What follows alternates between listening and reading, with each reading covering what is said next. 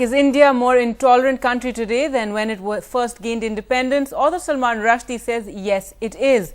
Speaking to NDTV just ahead of the launch of his memoirs on the Fatwa years, Rushdie says the ban on Satanic Verses, India was the first country in the world to ban the book and set the tone.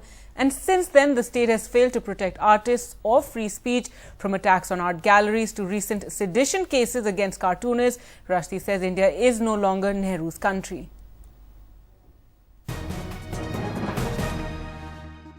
You wrote your famous letter to Rajiv Gandhi, the famous open letter. But in the memoirs, you're looking back at that letter and saying, well, okay, maybe I was just a little bit arrogant there. Yeah, I mean, I think probably it is. But on the other hand, I think it's justified, you know, because what, first of all, the way in which the book was treated in India was improper. You know, it was banned without any kind of investigation or without even anybody being able to read it because there were no copies in the country. You know? And then, of course, if you look at the way in which India has become more and more censorious of works of art, you know, I think it was a moment that kind of set a very bad example, you know, and many people have followed that example. So you know, now you have almost every day you hear about, you know, a cartoonist being put in jail, or an art gallery being attacked, or a scholarly text being banned from universities, or a library being attacked, you know, or a novel which has been studied for a long time being taken off a university syllabus, or, you know, or an artist driven into exile because of threats against his safety. You know, it's become so common in India now, what began with the attack on the Satanic Verses.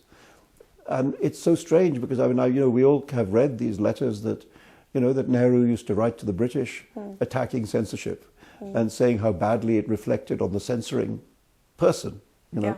And I mean, I guess I was saying the same thing. I think it reflected very badly on the government of India that they took this decision against a novel with such peremptory haste, you know, without even bothering to see a copy of it. So you think India is no longer Nehru's India in that sense? Of course it's not, you know. I mean, and one of the things that's worst is that when these attacks take place, I mean, even if they're attacks by kind of sectarian hooligans or whatever, the state does not defend the artists. And in fact, there's a kind of understanding that it's the artist's fault. You know, why are you making trouble? You know, I mean, it's that kind of sit down, you're rocking the boat attitude, which is making free expression very difficult in India now. So freedom of speech is the bedrock. It's just the absolute foundation of a free society. And I think actually it's something that we have a danger of forgetting even in India, you know, that because of the way in which people get, we were saying, get assaulted for doing perfectly innocent things. I mean, to do a cartoon which makes a play on the, you know, on the 4 lions and turns them into wolves, well, I mean, yes, it's disrespectful, but when did you ever hear of a respectful political cartoon? You know, the form itself requires disrespect, you know, and in India there's a long tradition. And for the parliament to be depicted as a loo? So what? You know, what? You know, deal with it. India's #1 news app just got even better. Download NDTV's new app.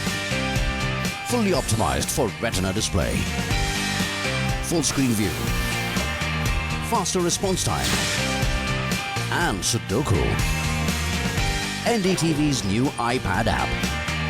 Download now.